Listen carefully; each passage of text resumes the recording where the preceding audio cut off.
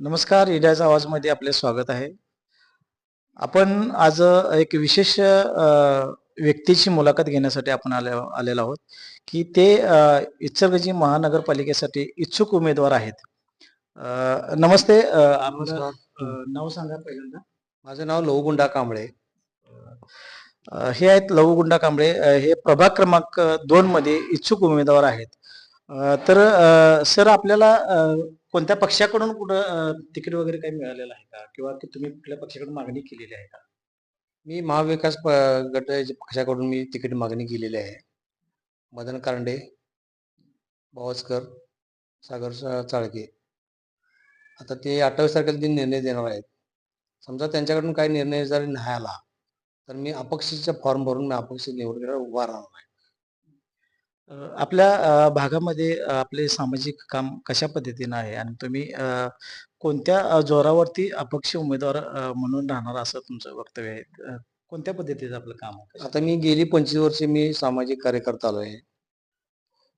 कुठल्या भागातनं कुठल्याही मंडळातले कार्यकर्ते जरी आले, तर त्यांनी काही जर मागितलं तर मी त्यांना काही नाही कधीच म्हणत नव्हतो. 11 फुटी मूर्ती गणवेश मागली तर मी देत होतो मी. असं माझं काम, माझं कार्य आहे. मंदिराचं काम कुठं पडलेलं असेल तर तिथं मी बाबा काय पाहिजे तुम्हाला, तर ते सांगतात बाबा सळी पाहिजे आम्हाला, सिमेंट पाहिजे, वाळू पाहिजे, तर ते सुद्धा मी आता देत आलेलो आहे. आता तिथे सुझुकी शोरूमच्या पाठीमागे एक महालक्ष्मी मंदिर उभा केले तिथं. तिथं तर काम असं मोठ्यानं करून दिले तिथं. मंदिर चांगलं बांधलेलं आहे. आणि माझं काय कुणालाही मी असं आतापर्यंत दुखावलेलं नाही. सगळ्यांच्या मनामध्ये मी माझं असं प्रेमळ भावना आहे, की हा माणूस एकदम चांगला आहे, कार्य चांगलं आहे याचं. आता गेली कित्येक वर्ष माझ्या लोक पाठीमागे बाबा साहेब तुम्ही निवडणुकीला राहा. आम्ही तुमच्या पाठीचे राहतो, तुम्हाला निवडून देतो. असं चालू आहे. मग मी आता शेवटीच रिटायर झाल्यानंतर मी आता या निवडणुकीमध्ये भाग घ्यायला उठलोय. तुम्ही कोणत्या क्षेत्रामध्ये काम करता? म्हणजे सर्व्हिसला कुठं होता? मी सर्व्हिसला बँक ऑफ बडोदामध्ये होतो. बँकेमध्ये. गेली 27 वर्ष काम केले. काम करत असताना बी मी असं सामाजिक कार्य करत आलोय. कोविड काळामध्ये दान पुण्याचं काम भयानक केले मी. आता किती महिन्याचा 2 महिन्याचा बाजार मी लोकांना भरून दिलाय. आणि कोणी जर आलं ते हे माणुसकी फाउंडेशन म्हणून एक आहे संस्था. त्यांचं म्हणजे कार्य असंच आहे. मग ते यायचे घरी बाबा साहेब मला आम्हाला तांदूळ एवढं द्या, तेला डबे एवढं द्या. तर मी त्यांना कधीच हे केलेलं नाही. आणि प्रत्येक सरकारी दवाखान्यात पेशंटना रोज संध्याकाळी महाप्रसाद रोज रोज संध्याकाळी जेवण देतो. म्हणजे एकंदरीत सामाजिक कार्य तुमचं चांगल्या पद्धतीचं आहे. तुमच्या या 2 नंबर वॉर्डामध्ये अ, किती मतदान आहे आणि त्याचा लाभ कशा प्रकारे तुम्हाला घेता येईल? महिलांचे किती मतदान आहे? पुरुषांचे किती मतदान आहे? महिलांचे मतदान आहेत 6,000 आणि पुरुषांचे 7,000 आहेत. असं 13,000 काही मतदान आहेत. आणि त्यांच्याकडनं सपोर्ट असा आहे, की त्यांचे बरेच जण ते सांगतात, की साहेब तुम्ही राहा, आम्ही तुमच्या पाठीशी असं त्यांचं मत आहे. या भागामध्ये आपण काम करत असताना काही अडचणी तुम्हाला आल्या का? त्या भागात काम करताना मला काही अडचणी आलेल्या नाहीत. फक्त ते भागातल्या जे काही अडचणी आहेत, त्या मी सोडवल्यात.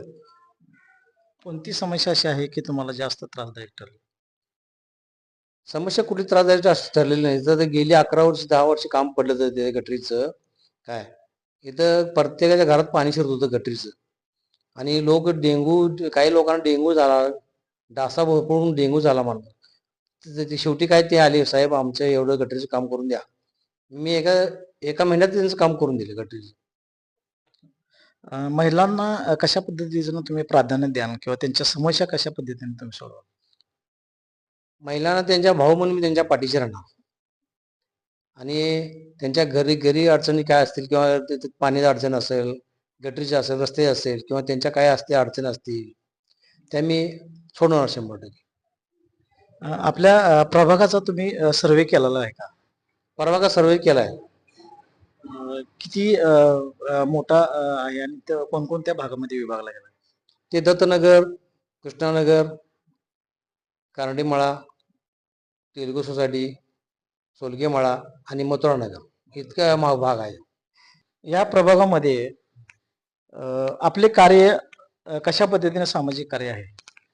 मी गेली 25 वर्ष सामाजिक कार्य करत आहे. मी सुरुवातीला बँक ऑफ बडोदा सर्व्हिसला काम करत होतो. आणि लोकांच्या काय गरजा असतील, काय अडचणी असतील मी त्या हे केलेल्या आहेत. आणि कोणी दारात माझ्या आलं तर मी त्यांना कधीही नाराज केलेलं नाही. असं मी त्यांना आता गेली 25 वर्ष काम त्यांच्याशी करतोय, दानधर्म करतोय आणि माझं धोरण तेच आहे. आताच्या ह्याच्यामध्ये परिस्थितीमध्ये गोरगरिबांची संख्या आणि महागाईमुळे वाढत चाललेली आहे. जरी मी निवडून आलो, तर मी काही गोरगरिबांची काय समस्या असतील, अडचणी असतील किंवा त्यांचं कुठला आजार असेल किंवा बीपी, शुगर असेल, असं त्यांचं काय आज एक शिबिर घेऊन ते एक मोठा कार्यक्रम सादर करणार आहे. त्यांची मतं मला जर त्यातून निवडून आलो तर मी हे पूर्ण काम करून देणार. तुम्हाला सामाजिक क्षेत्राची कशी काय आवड झाली? आवड झाली की हे मार्ग मला देवानं दिल्यासारखं वाटलं मला देवानं. बाबा गोरगरिबी दारात येतील, त्यांना तुम्ही हे करा. आता मग ह्याच्यामध्ये कोविडच्या काळामध्ये इतकं मी दान पुण्य काम केले. घरोघरी जाऊन मी प्रत्येकाला 2-2 महिन्याचा बाजार भरून दिलाय. प्रत्येकाला इथंच मी तयार करून सगळे बाहेर वाटप केले. फक्त माझं काय लक्ष आहे आणि महापूर आला त्यावेळेला देखील मी आज प्रत्येकाच्या याला जनावरांना जे हे काय म्हणतात त्याला वैरण असं आणि तिथं नाट्यगृहामध्ये तिथं त्यांचं हे झालं होतं. तिथं मी अन्नदानचं काम केलं तिथं पण. आणि कोविडच्या काळात देखील प्रत्येक दवाखान्यामध्ये काम असं महाप्रसादचं काम केले. प्रत्येक ह्याला आजारी माणसाला मी जेवण दिले रोज संध्याकाळी. आपल्या प्रभाग क्रमांक 2 मध्ये महिलांच्या समस्या काय असतील किंवा गटारीच्या समस्या असतील किंवा जेंट्स लोकांच्या वयोवृद्ध लोकांच्या काय समस्या असतील, त्याच्याकडे तुम्ही कसं बघितलं जातं? माझं त्यांच्याकडे उत्तेजित कार्य आहे माझं. किंवा त्यांच्या काय समस्या असतील तर मी ते 100% सोडून देणार. गटरीचे काम असतील म्हणा, रस्त्याचे कामं असतील, कसलीही कामं असेल तर मी त्यांना हे करून त्यांना त्यातनं बाहेर काढणार.